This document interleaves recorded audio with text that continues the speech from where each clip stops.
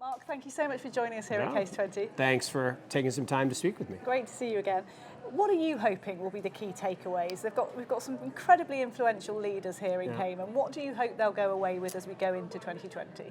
Look, really important question, and one of the nice things about coming to CAIS is that every year the team puts together this big picture set of ideas and constructs that they want to take away, whether it's digital disruption or whether it's this idea of global change that's happening all around us and the things that we want to do. So I think, thinking about how the geopolitical world is really at odds around the world today, and the risks there, I think is one thing I want people to take away and have a lot of discussion about. I think this idea of disruption and ideas of disruption is important, but execution is even more important. So having discussions about a clear path to taking some of these great ideas and implementing them. And then I think a little bit about the challenges that we all face as the developed world ages and growth slows and liabilities rise, and that gap between what we've promised and what we're able to deliver grows. How do we fix that? And to me, it's always about innovation and wealth creation. And so getting everyone to focus on what are the big ideas for new innovation is important. So you talked there about wealth creation. You're obviously for that, but you're also somebody who's very realistic about what this industry should and could be doing for the greater good too. Yes. Tell me about that and purpose, what you would like to see in terms of purpose. You'll laugh, but I base all of this on a fortune cookie. So I got a fortune cookie once, and it said, if you continually give, you'll continually have.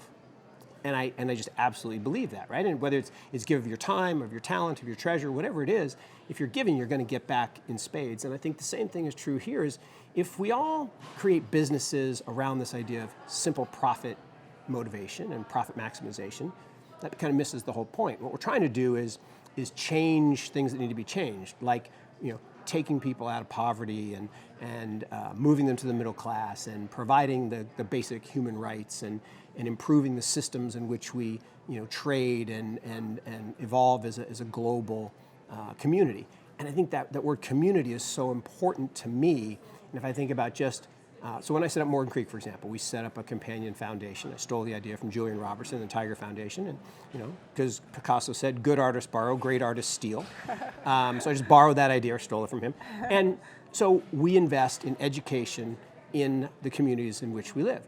And so I think there are a lot of people that do great things like that. And I think that means that if we make our community stronger, then we'll have a better opportunity to thrive and then do well for our customers and our clients, and then give back in other ways. But I think as we broaden that out to a global community, if we get everybody thinking about, well, how does my technological innovation help? What are the risks to, maybe someone who doesn't have as idealistic goals as I, what would they do with my technology? Or how can we think about some of the basic human rights that, when you were talking to Wences earlier, only 2 billion people on the planet, sounds like a lot, but that leaves out 5.7 billion, have access to fair and easy banking, financial services, and payments. That's a huge hole in that global community that we should all be focused on trying to fix. And some might say it's a huge opportunity too. Huge opportunity. And the power of the pyramid, so to speak, is always a great opportunity. And it's the old, well, if I could sell one shoelace to all the people in China. No, it's not that. But if we move people from poverty to lower middle class to upper middle class, and we change the way we think about income and wealth inequality. And one of the things that I rail against a little bit is, we've got this global central banking cabal that is devaluing currency by printing lots and lots of it. One of the reasons I'm such a big proponent of Bitcoin, for example, is it is sound money, right? We don't have a central bank that can push print, and if I had $1 million today and I print $1 million tomorrow, the value of that just fell by 50%. So I think about how can we set up systems and structures that make the world better for a broader number of people. And do you think increasingly that is big business, corporate, financial bodies like this' responsibility to do that, rather than sort of governments and established institutions that perhaps aren't structurally working anymore?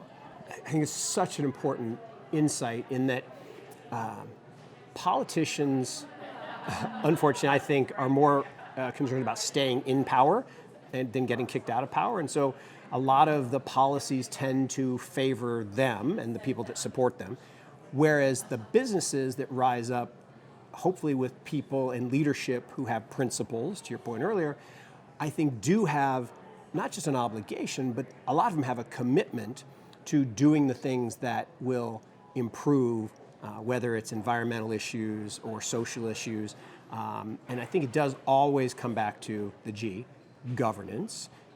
Well-governed institutions, whether they be for-profit or not-for-profit, are going to be better and more effective. And then ultimately it comes down to leadership, which ultimately comes down to people. And people who have a purpose, who have a belief system, I think are always going to make better decisions.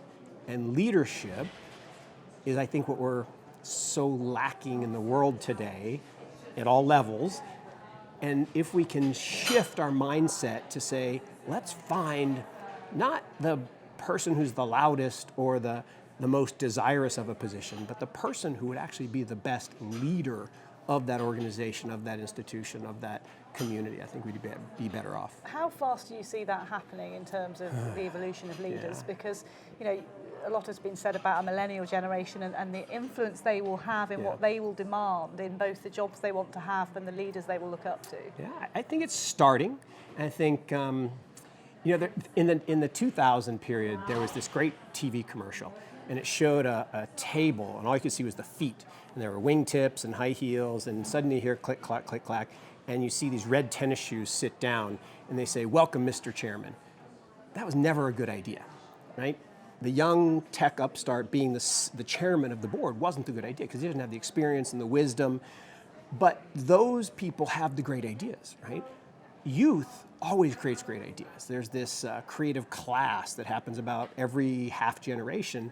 And you think about all the big inventions, whether it's the internet browser or whether it's Google or whatever it is, it always comes from the youth. And I think the youth have this passion and this idealism. Now what they need is a partnership with those with wisdom and experience. And I think a collaboration between the two will give us great leadership, because I believe in mentorship, right? And so the thing I value most in my life is, or one of the things I value most, I'm prone to hyperbole, is that I've been fortunate to have some great mentors. And I wish I had sought them out sooner, but I did find them. And people who've lived through the things that you want to experience, people who have dealt with the problems that you're going to face, I think can impart such great knowledge and wisdom that then you, with your youthful enthusiasm, can have a better glide plane. But I do think we're starting to see it. I think we're seeing it in politics. I think we're seeing it in business. I think we're seeing it in not-for-profit. And I do think generationally, millennials get a bad rap, but I think they, like the greatest generation before them and the generations before that, there's a cyclicality to it where you have the all about me generation versus the all about us generation. I think that's coming. Here's to collaborative solutions. Amen. Thank you so much for joining us. Great to talk to you as always. Yeah.